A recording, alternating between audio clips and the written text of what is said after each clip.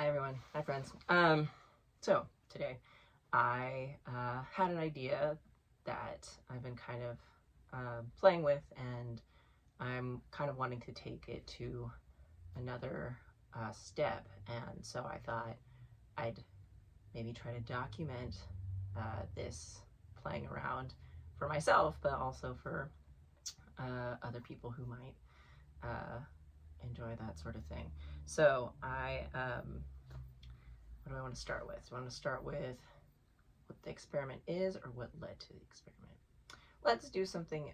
Let's get to the kind of crossroads point where I was like, a thing must be done. So basically, I just had been realizing the last week or two just how much I have been just doing the kind of like bed rotting thing. And I'd always been kind of prone to that, as people are, because of phone addiction and things being stressful and whatever. But for me, I think partly what I've been kind of wrestling with is, as an autistic person, how do I reduce the exterior stimulation that is too much?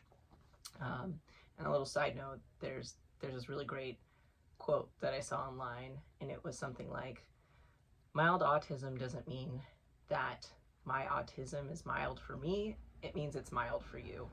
And that kind of work just takes a lot of strategizing and energy, and I do that at my job all the time. And so when I get home, I just, want, like, my brain needs dopamine. Essentially, this will kind of keep tying back to like dopamine.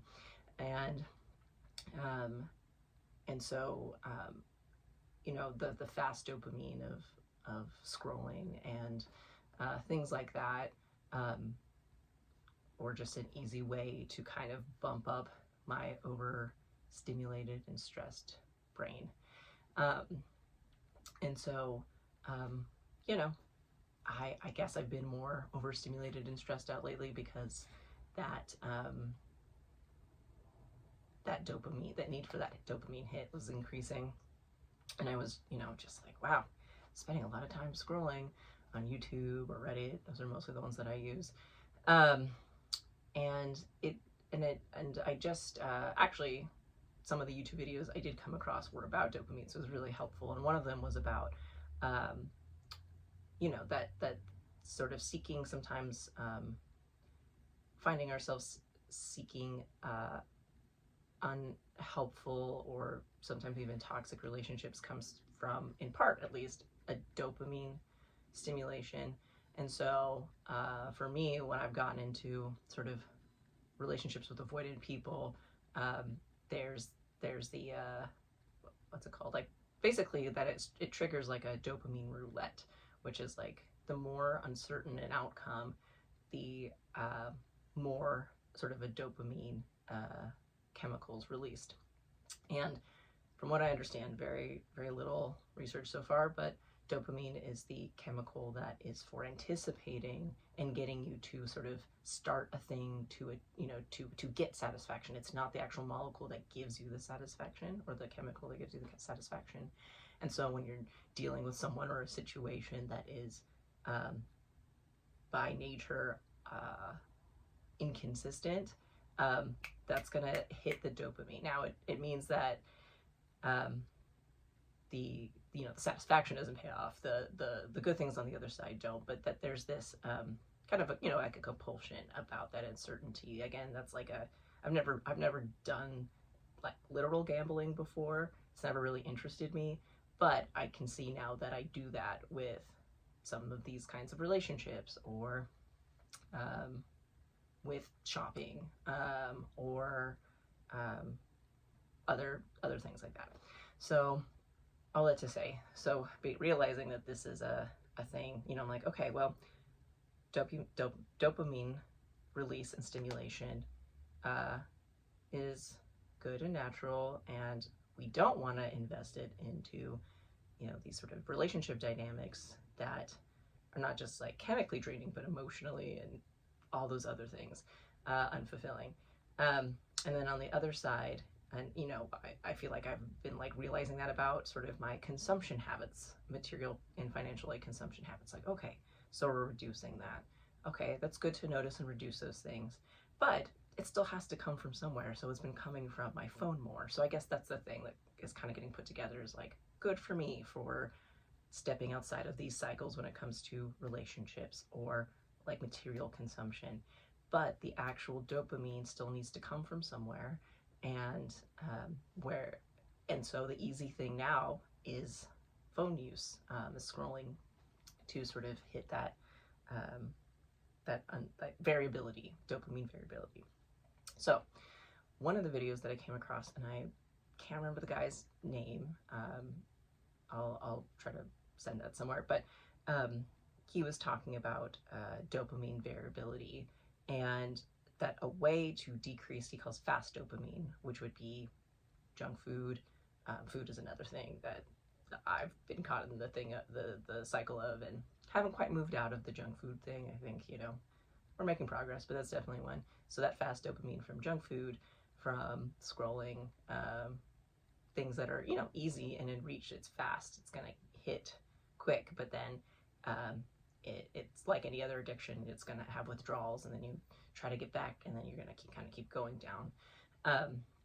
But he says that one of the ways to basically maybe remove some of those fast dopamine and replace them with, you still need dopamine, dopamine's still good, but with things called slow dopamine, which is kind of what it sounds like. Instead of getting the rush immediately, it's kind of something that you're building to, that dopamine sort of uncertainty can build into really cool projects or other kinds of investments. Dopamine is great for getting you to start or invest in something, and that uncertainty is what helps to motivate a kind of what's the word, ambition, I guess. And I'm great at starting things and really bad at finishing them, and in part it's because I think I haven't had a lot of practice in that slow dopamine release. It's not like I've never accomplished things. It's just that, yeah, I think there's been a large period of my life where I'm learning to sort of wean myself off of these various other fast dopamine sources. And now I'm at the point where I'm like, okay, I can't like get rid of dopamine from my brain, and I kind of don't want to. And I want to learn how to channel it better. So yes, it's good to sort of wean off the things that aren't helping those other sources, but now I'm learning how to try to replace those. So that's kind of the background to one of the things he suggested, which was to use a dice. It's as easy, it's as simple as it sounds, which is just to sort of get that uncertainty principle, that slot machine effect, to trigger dopamine to help you get to do something, because it's good for jump starting a thing to do, is to just do decisions by dice roll. And kind of love that. And the more I was thinking about it, it kind of inspired other things. And so I happen to just have a 12-sided dice. I don't do any RPG games, so I'm going to take that term and bastardize it for myself. Essentially, I've just been kind of brainstorming about the ways that I can kind of RPG my life, in the sense that, like, this, maybe I can harness this chemical that has kept me in the bed rotting scrolling thing, and I can now trigger that to honestly just be anywhere and do anything else. I'm just starting with something that is achievable, which is not being in my bed as long, scrolling on my phone as long. Great. And so anyways, I've been using it in these little ways in the last couple days for things like honestly just kind of getting out of the house. Again, because I'm on the spectrum, like, being overstimulated is something that I am recovering from and calculating for all the time.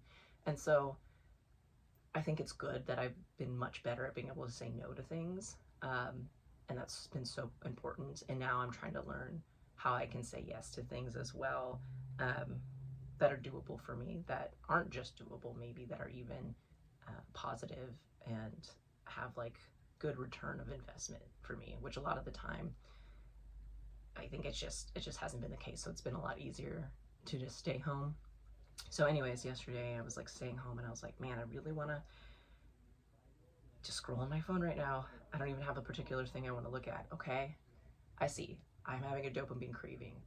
All right, let's try to like get some options on the table for what kinds of things I can do.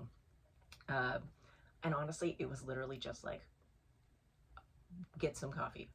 And so there's a, thankfully, I mean, I'm very spoiled. I live in a place where I can walk across the street and get to 3 very good coffee shops. One of them is a bakery.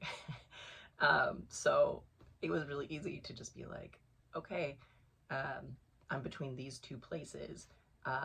Odds, I go to this place. Evens, I go to this place. I rolled the dice and then I went. And then when I got there, I was like, okay, let's try it again. I'm between these 2 pastries. I went to the bakery and was like, I don't know, I like them both. And in a way, in the past, not being able to decide or be indecisive, I've taken that as being like a defect. I think Americans really prioritize like knowing what you want all the time and being assertive, which means in a sense that you kind of have to like less things to be able to make those choices so fast.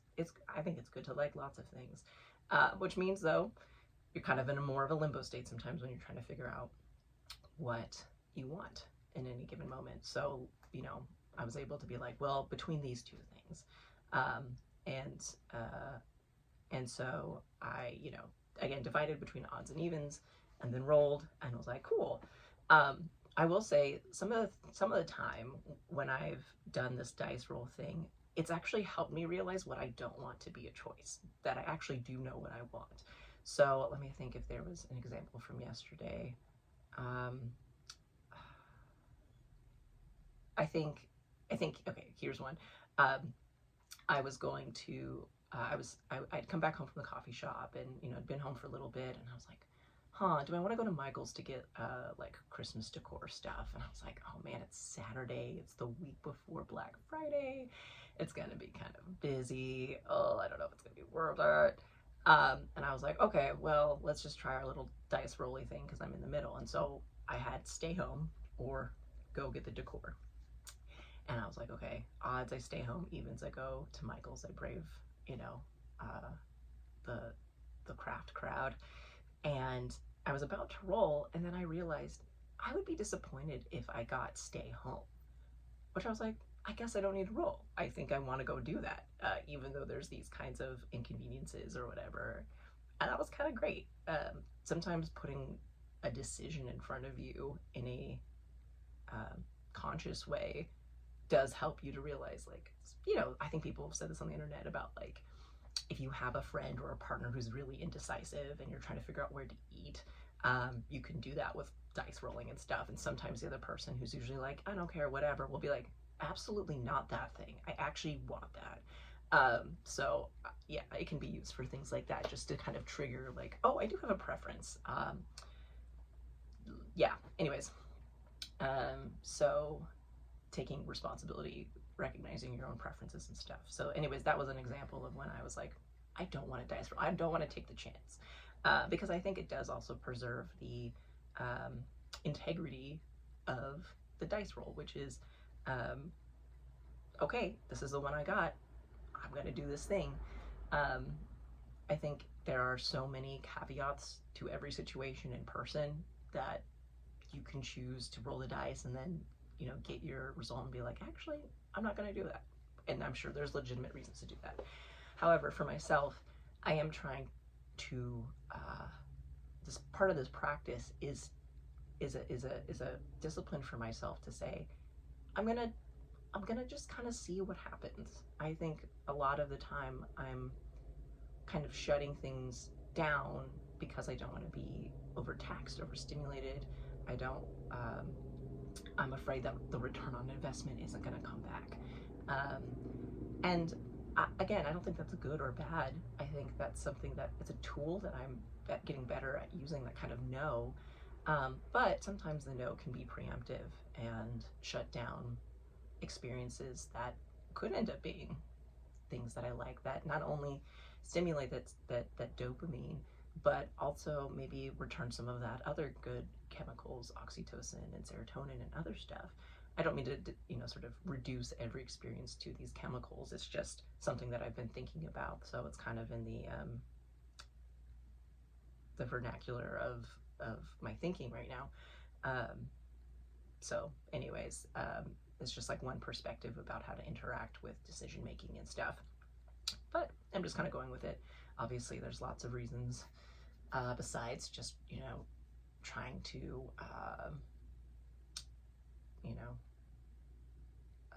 chemically do a sort of science experiment on yourself. But it's kind of fun, so I'm working on it. Anyways, so back to the RPG. Yes, so those are some examples of those decisions.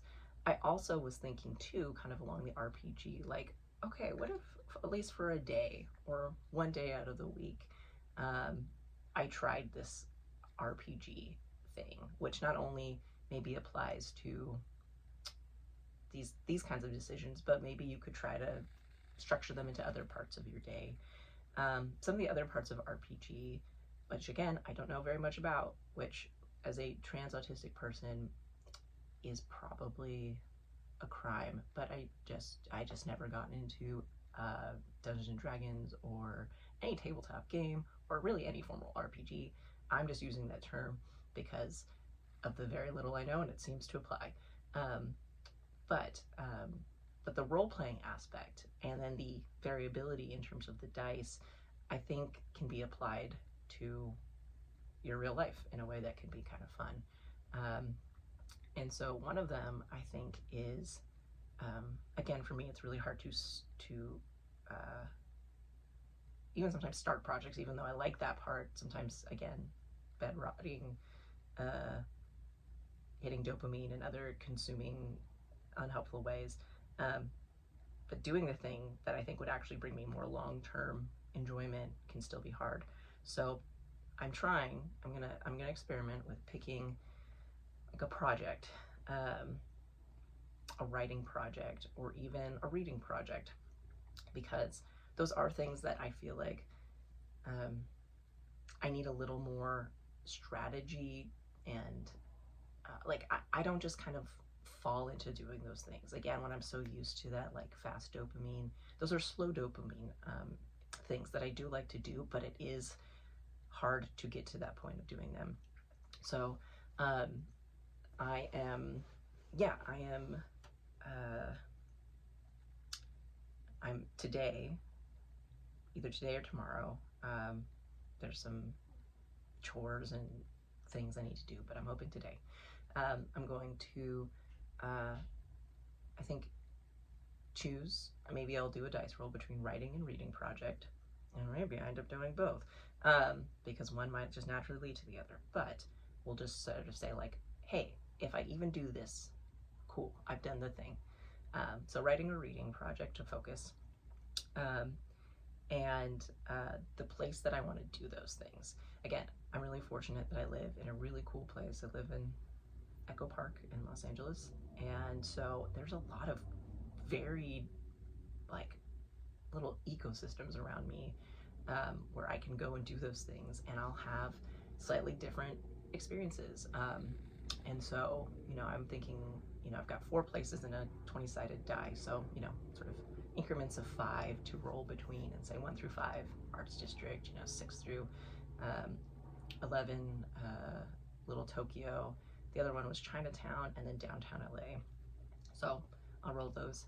And then the last part is part of the RPG, which really actually kind of, I think, funnels more into LARPing, and I think that's great. Maybe it's like a combo of RPG and LARPing, which is the costuming aspect of it. I find I have such a varied wardrobe, and especially because I'm a non-binary, trans-masculining, but still like pretty in the androgynous zone. I really like that I have. That's why I'm not a trans man. And even if I was a trans man, I could dress however I want. Performance or expression is not the same as identity. Cool. But for me, in my case in particular, I do tend to like to just wear masculine clothing most of the time. But there are some times that I really do like to wear very feminine clothing and do my makeup in a way that's very feminine. Because that affects my posture very literally and metaphorically in the world. I know that I get different interactions with my environments literally just based on what I would dress and how I present, the way that I speak, the register in which I speak, again, my body language, all of those things shift, and I get different reactions. So when I don't really want to interact with anyone, masculinity is the way to go. People leave you alone when you are more masculine. I could walk in a park. This actually happened. I did this as an experiment. I can walk in the park being pretty masculine presenting, or even just androgynous, and there's there's people around the park. I live near Echo Park, that will have what's it called? People to get you to sign up for petitions and stuff. And that's all well and good, but sometimes you're just like, man, I just want to walk around the park and not talk to anyone, even with like headphones in and stuff. So when I'm masculine presenting, I really don't get like intervened that much. However, I did do that with a dress on and having other feminine, presentation, and even with my headphones on, even though I wasn't trying to make eye contact, like those people who were usually men would step out in front of me, and so I had to make eye contact, and they would motion to like take out my headphones, and I was like, wow, okay, so people feel more entitled to your attention when you're feminine. Damn it. I'll say, at least in some situations, or a lot of them. But the other side of it is there are times when I actually do want to be seen, that I don't want anonymity, that I actually appreciate sometimes that more directed attention to me. Honestly, sometimes a little hack, when I need customer service, it depends what the services I need. Sometimes femininity is not going to help you. It'll make your life harder, for sure. Other times it kind of helps, especially if you need maybe something faster. Again, I don't know. This, I'm sure, has a lot of intersectionality with race and language privileges and many other things. Visible ability versus disability. But for myself, I remember going into a very busy Guitar Center and I was looking for a tuning fork, and I was like, man, where am I gonna like find help? Everyone's kind of helping everyone else. It's really crowded. I was wearing a dress. I was presenting feminine, and one of these employees, like, just, I don't know where she came from, she beelined, and I kind of, like, she seemed a little bit queer, and she was just like, hi, yes, can I help you? And I was like, yes, tuning forks, where would I find those? She was very helpful. And then she kind of like came back and checked on me, and then like when I was ready to pay, she like waved me over. So anyway, same thing with bars. If I know I'm going to a straight bar, like I'm not dude passing enough that at a straight bar they're gonna treat me like a cis man. But I'll be like, if I want any help or any service at a straight bar, you know what, maybe I'll just do I'll be a little feminine. Again, you're taking your chances because there's other kinds of harassment you might get. Just depends on which one you're going to. Anyways, so those are my little anecdotes about presentation and stuff. So all that to say, between your activity, your place, and your presentation, those things together can help or hinder what you're trying to get done. or the way, or at least can vary the way the thing you get done. It doesn't have to be either it works or it doesn't. It can be, oh, these are other ways it kind of works, and that can be fun as well. Again, that kind of dopamine hit. So anyways, I'm going to be trying that out, hopefully again today.